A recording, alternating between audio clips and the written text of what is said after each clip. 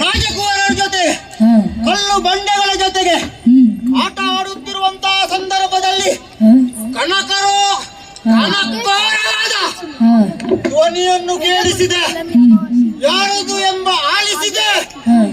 ಅಮ್ಮನ ಕೂಗು, ಕರುಳಿನ ಕೂಗು. ರಾಜಕುಮಾರರನ್ನು ಬಿಟ್ಟು ಓಡಾಡಿ ಕಂಡು ಬಂದೆ.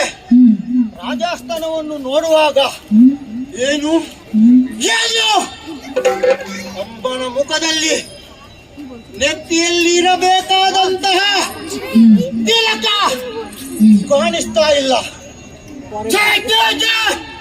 ಕೈಯಲ್ಲಿರುವಂತಹ ಬಳೆಗಳು ರಾಜಾಂಗಣದಲ್ಲಿ ಚೆಲ್ಲಾಪಿಲ್ಲಿಯಾಗಿದೆ. ಅಮ್ಮನ ಕಣ್ಣೀರು ಧಾರಾಕಾರ ಹರಿಯುತ್ತಾ ಇದೆ. ಅಮ್ಮನಲ್ಲಿ ಅರುಹು ಇದೆ. ಅಮ್ಮ ಅಮ್ಮ ಅಮ್ಮ, ಏನಾಯ್ತಮ್ಮ? ಯಾಕ ಈ ಕಣ್ಣೀರು? ಅಮ್ಮ ಹೇಳಿದ ಮಾತು, ಮಗನೇ ಮಹಿಷ, ನಿನ್ನಪ್ಪ ವಿದ್ಯೆಯನ್ನು ಮಾಡಿ ಆ ಸುರರನ್ನು ಗೆಲ್ಲಿಗೋಸ್ಕರ ಸ್ವರ್ಗವನ್ನು ದಾಳಿ ಮಾಡಿದರು, ಸುರರ ಗದ್ದುಗೆಯನ್ನು ಏರಿದರು. ಆದರೆ ಏನು ಮಾಡುವ ವಿಧಿಲಿಖಿತ. ಯಾರೋ ಯಕ್ಷರಂತೆ ನಮ್ಮ ಅಪ್ಪನನ್ನು ಧರೆಗುಳಿಸಿದ. ಏನು ಮಾಡಬೇಕು ಅಂತ ಅಮ್ಮನಲ್ಲಿ ಅರುಹಿದೆ.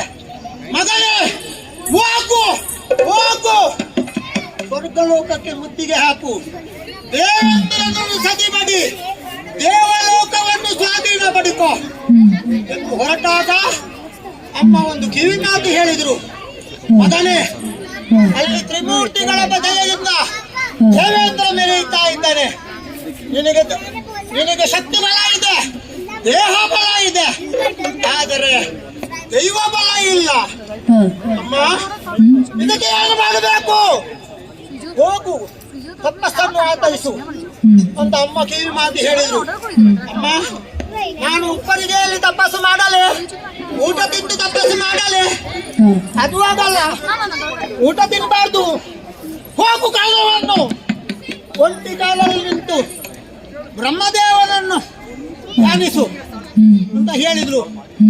ಇನ್ನು ತಡ ಮಾಡುವುದಲ್ಲ, ಸ್ವರ್ಗವನ್ನು ಹಾಳು ಮಾಡಬೇಕು, ಸುರಗದ್ದಿಗೆಯನ್ನು ಏರಬೇಕು. ತಡ ಮಾಡುವುದಲ್ಲ, ಕಾಲಿಗೆ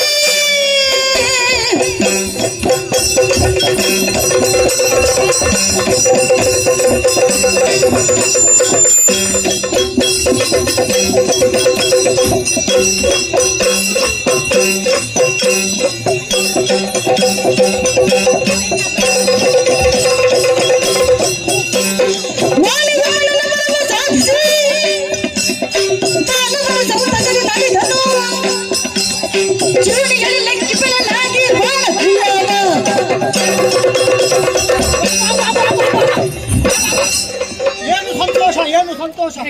ಎಷ್ಟೋ ವರ್ಷಗಳನ್ನು ಒಂಟಿ ಕಾಲದಲ್ಲಿ ನಿಂತು ಬ್ರಹ್ಮದೇವನನ್ನು ತಪಸ್ಸು ಮಾಡಿದೆ. 1, 2, 50 ಸಾವಿರಾರು ವರ್ಷಗಳು ಕಳೆದವು. ಬ್ರಹ್ಮದೇವ ನನ್ನ ತಪಸ್ಸಿಗೆ ಮೆಚ್ಚುಗೆ ಆಗಲಿಲ್ಲ. ಕಟಾರಿಯಿಂದ ನನ್ನ ತಲೆಯನ್ನು ಶಿರವನ್ನು ಕಡಿಯುವಂತಹ ಸಂದರ್ಭದಲ್ಲಿ ಬ್ರಹ್ಮದೇವ ಪ್ರತ್ಯಕ್ಷರಾದ. ಎಲ್ಲ ಮೈಸಲಿ ಏನು ವರವನ್ನು ಬೇಕು, ಏನು ವರವನ್ನು ಬೇಕು ಅಂತ ಕೇಳಿದ. ಯಾವ ಬೆಳಕು ಇಲ್ಲಿ ಒಂದು ಇಲ್ಲ. ಆದ್ದರಿಂದ ಅಮ್ಮ, ಮೂರು ಲೋಕದಲ್ಲಿ ನನಗೆ ಮರಣ ಬರಬಾರದು. ಮೇಲೆ ಕೆಳಗೆ ಉಳಗ ಹರುವಂಥದ್ದು ಯಾವುದೇ ರೀತಿಯಿಂದ ನನಗೆ ಮರಣ ಬರಬಾರದು ಎಂಬ ಅಪೇಕ್ಷೆಯನ್ನಿಟ್ಟ. ಆವಾಗ ಒಂದು ಹೇಳಿದರು ಬ್ರಹ್ಮದೇವರು, ಮನುಷ್ಯನೇ, ಹುಟ್ಟಿದಂತ ಜೀವಿಗೆ, ಹುಟ್ಟಿದಂತ ಮನುಷ್ಯನಿಗೆ ಎಂದೂ ಮರಣ ಇಲ್ಲದಂತ ಆಗುದಿಲ್ಲ. ಅಯೋನಿಜೆಯಿಂದ ನಿನಗೆ ಮರಣ. ಈ ಯುಗದಲ್ಲಿ ಅಯೋನಿಜೆಯಿಂದ ಮರಣ ಚೇ ಚೇ ಚೇ ಚೇ ಕಥಾಸ್ತು ಅಂತ ಬ್ರಹ್ಮದೇವ ಅವನನ್ನು ಓಡಿಸಿದ. ಈ ವಿಷಯವನ್ನು ನಮ್ಮ ತಾಯಿಗೆ ಹೇಳಬೇಕಾಗಿದ್ದ. ಹೋಗುತ್ತೇನೆ ಅಂತ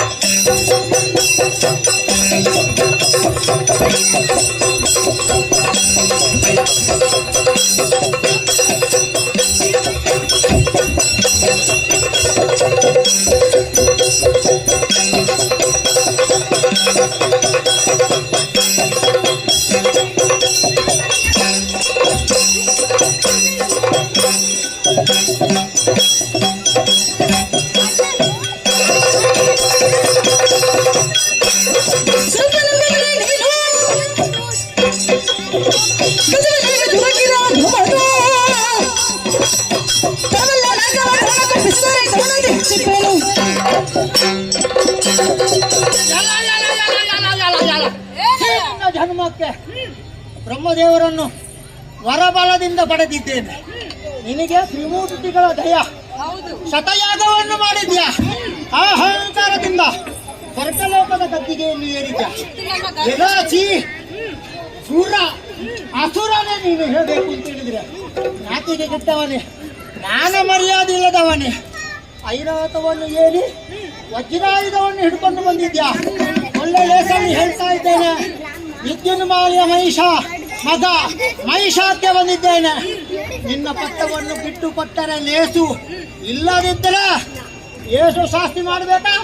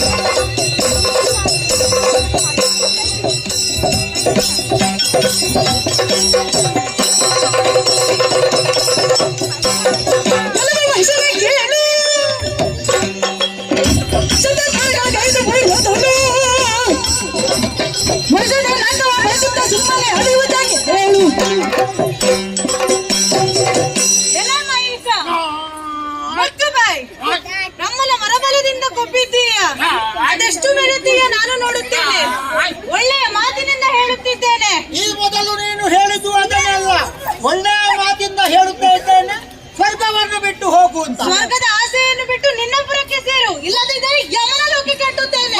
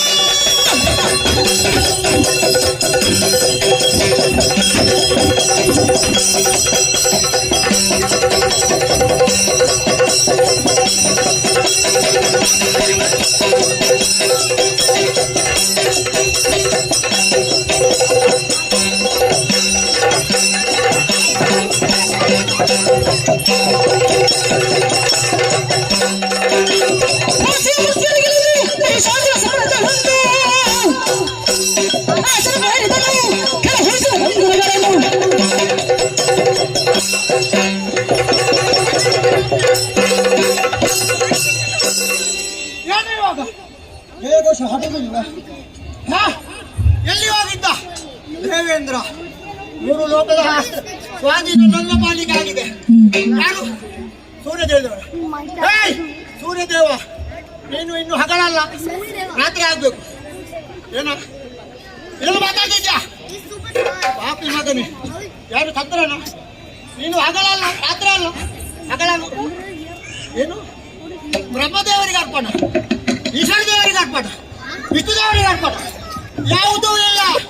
ಇನ್ನು ಮಹಿಷಾಕ್ಯ ಮೂರು ಲೋಕವನ್ನು ಸ್ವಾಧೀನ ಮಾಡಿದ್ದೇನೆ, ಕಲಿತೇನೆ ಅಂತ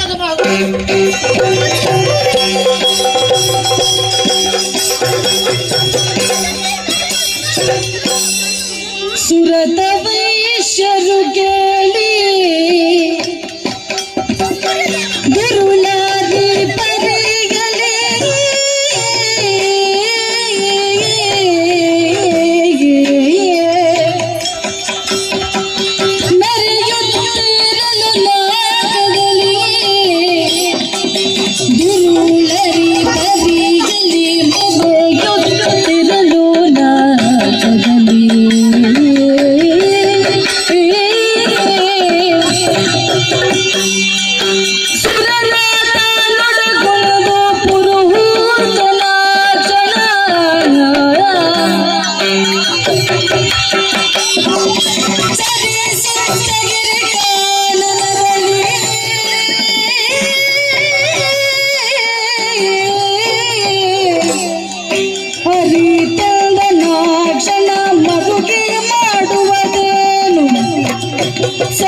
ಸರಸಿಜೋದ್ಭವನ ಬಾಂಧದಲ್ಲಿ ಹರಿಗೆ ಗೈದರೆ ಭೋಗಿ ಕರುಣ ಸಾಗರ ನಮ್ಮ ಕರುಣ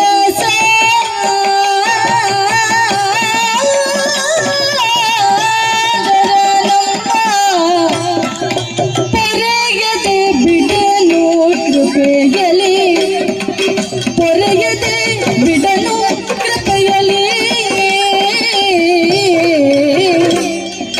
ಸುರತ ವೈಶ್ಯರು ಕೇಳಿ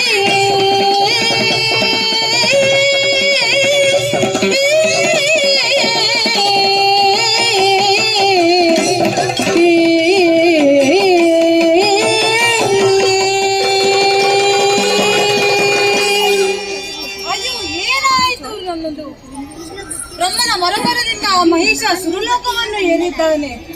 ಇನ್ನೇನು ಮಾಡುವುದು? ಆ ಬ್ರಹ್ಮನಡೆಗೆ ಸಾಗುತ್ತೇನಂತೆ.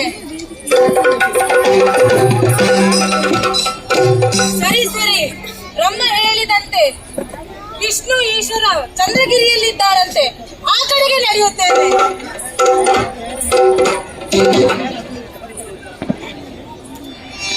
ಮೂರು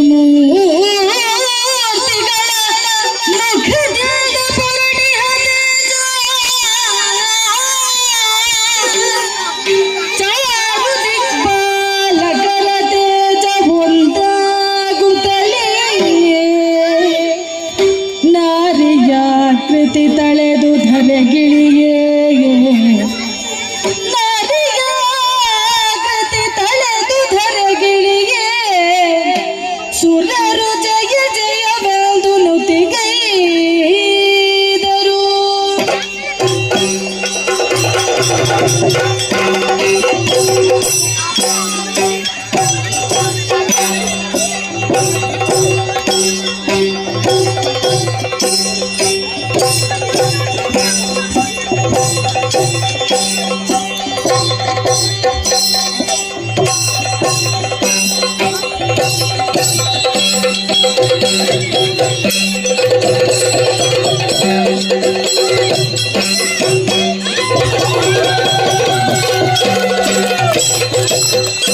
देवी है पावन चरिते,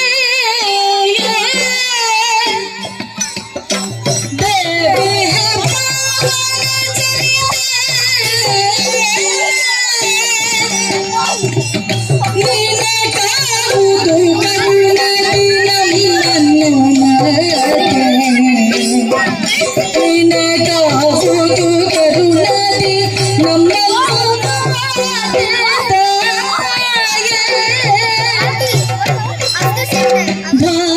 ಶುದ್ಧಿಗಳೆಂದು ಪದವ, ಭಾವ ಶುದ್ಧಿಗಳೆಂದು ಪದವ, ತಾಯ ನಾವು ಮರೆಗೊಂಡೆವು ಕರುಣಿಸ ಭಯವ.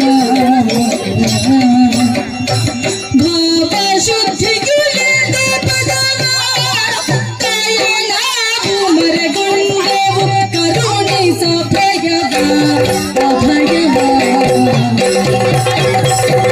देवी है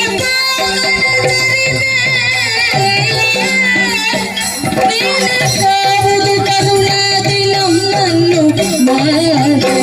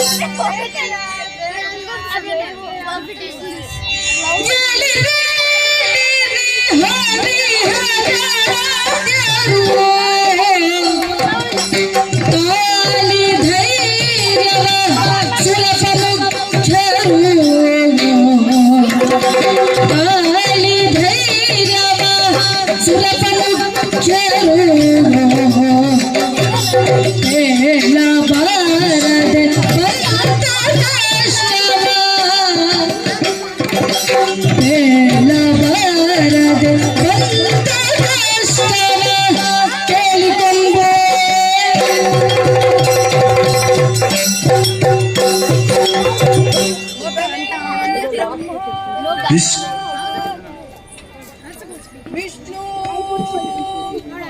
ಮಹೇಶ್ವರ ಇಂದ್ರಾದಿ ಸುಮನಸರೇ ಹೇಳಿ ಎದ್ದೇಳಿ ಧೈರ್ಯಸ್ಥರಾಗಿ. ಮಕ್ಕಳೇ, ನಿಮ್ಮ ತೇಜೋವನ್ನು ಹೊರಗಿಳಿಸಿ ಬಾಬಾ ಭಕ್ತಿಯಿಂದ ನನ್ನನ್ನು ಪ್ರತ್ಯಕ್ಷಗೊಳಿಸುತ್ತೀರಾ. ನಿಮ್ಮ ಭಕ್ತಿಗೆ ಒಲಿದು ಬಂದಿದ್ದೀನಿ. ಏನು ಮಕ್ಕಳೇ, ಮುಖವು ಬಾಡಿ ಹೋಗಿದೆ, ಕಷ್ಟ ಒದಗಿ ಬಂತೆ, ನನ್ನಲ್ಲಿ ಹೇಳಿಕೊಳ್ಳಿ, ಪರಿಹರಿಸಿಕೊಡುತ್ತೇನೆ. ಂತಹ ಮಹಿಷ ಸ್ವರ್ಗಲೋಕವನ್ನು ವಶಪಡಿಸಿಕೊಂಡಿದ್ದಾನೆ, ಬ್ರಹ್ಮನಿಂದ ವರಬಲವನ್ನು ಪಡೆದಿದ್ದಾನೆ. ನಾವು ಕಳೆದಿದ್ದೇವೆ, ನೀನೇ ಕಾಯಬೇಕು. ಮಕ್ಕಳೇ,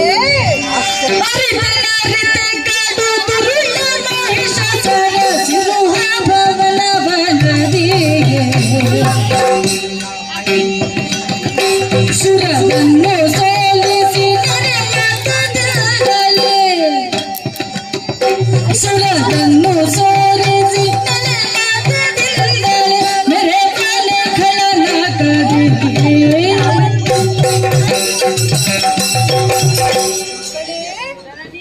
ಮಾಲಿನಿ ಸುಕುಮಾರನಾದ ಮಹಿಷಾಸುರನು ಸ್ವರ್ಗಲೋಕವನ್ನು ಏರಿದಾನೆ, ನಿಮ್ಮನ್ನು ದೆಸೆಗೆಡಿಸಿದಾನೆ, ಭೂಲೋಕದಲ್ಲಿ ಅನಾಚಾರವನ್ನು ಹೆಚ್ಚಿಸಿದಾನೆ.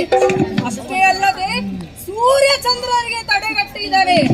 ಬಿಡಲಾರೆ ಅವನನ್ನು ಕೊಂದು ಲೋಕಕ್ಕೆ ಶಾಂತಿಯನ್ನು ನೀಡುತ್ತೇನೆ.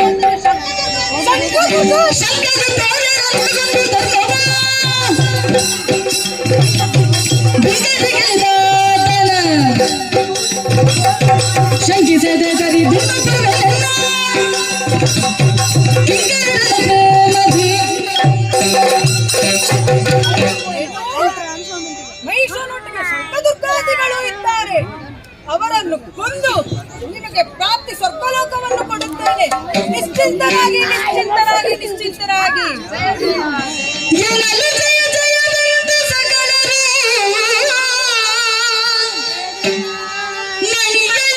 ಮಣಿಗಳಾಗಿಯೇ ವಿಶ್ವಕರ್ಮನು ಘನತರ ದಿಶೋಭಿಸುವ ಭೂಷಣ ವಸನವರ್ಪಿಸಲು ವಚನಾಭನು ಕರೆದ ಚಕ್ರವ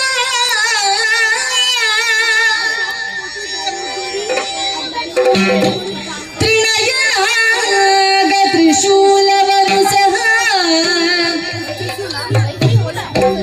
ಕನಕ ಗರ್ಭನು ಬ್ರಹ್ಮದಂಡವನಿತ್ತು ಪದಗೆರೆಗೆ ವಿನಯದಲ್ಲಿ ಸುರಮಗುಲಿಶವ ಅನಿಮಿಷರು ಶಕ್ಯಾಯುಧಂಗಳ ಮಣಿದು ದೇವಿಯ ಪದದೊಳಿರಿಸುತ್ತ ನುತಿಸಿದರು ಭಯದೇ ಜಯ ಜಯ ಜಯ ಜಯ ಜಯ ಜಯ ಜಯ ಜಯ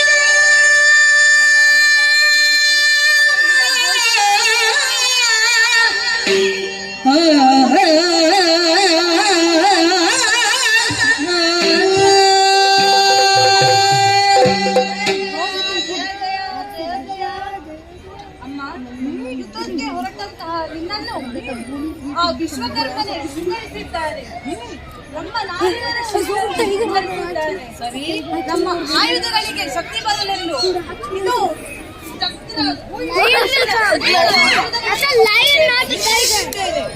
ಬಳಿಗಾಲಿನಲ್ಲಿ ಹೋಗಬಾರದೆನ್ನುವ ಕಾರಣಕ್ಕೆ ಅದು ಪರ್ವತರಾಜನ ಸಿಂಹನಾಗಿ ಬರುತ್ತಿದ್ದಾನೆ.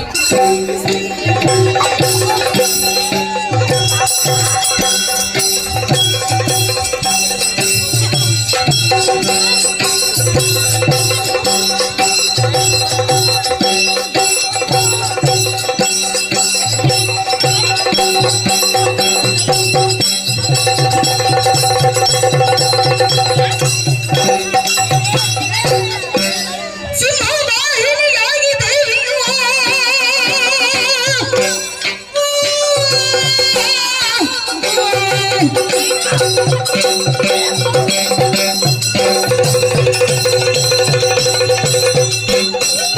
ಸಿಂಹವಾಹಿನಿಯಾಗಿ ದೇವಿಯು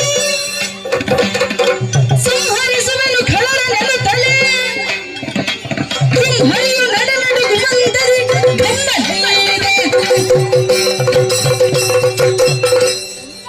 ಸುಮನಸರೇ, ನಿಮ್ಮ ಆಯುಧಗಳನ್ನು ಎತ್ತಿರಿ, ಸರ್ವಾಲಂಕಾರ ಭೂಷಿತಳಾಗಿ ಮಾಡಿದ್ದೀರಿ. ಅದನ್ನು ಅಷ್ಟಭುಜೆಯಲ್ಲಿ ಧರಿಸಿದ್ದೇನೆ. ಬರಿಗಾಲಿನಲ್ಲಿ ಹೋಗಬಾರದು ಎಂಬ ಕಾರಣಕ್ಕಾಗಿ ಕೇಸರಿ ಪರ್ವತರಾಜನೇ ಕೇಸರಿ ರೂಪದಲ್ಲಿ ಬಂದಿದ್ದಾನೆ. ಇದೇ ಸುಮುಹೂರ್ತ ದುರುಳನಾದ ಮಹಿಷನನ್ನು ಕೊಂದು ಲೋಕಕ್ಕೆ ಶಾಂತಿಯನ್ನು ನೀಡುತ್ತೇನೆ. ಸಿಂಹವಾಹಿನಿಯಾಗುತ್ತೇನೆ, ಸಿಂಹವಾಹಿನಿಯಾಗುತ್ತೇನೆ,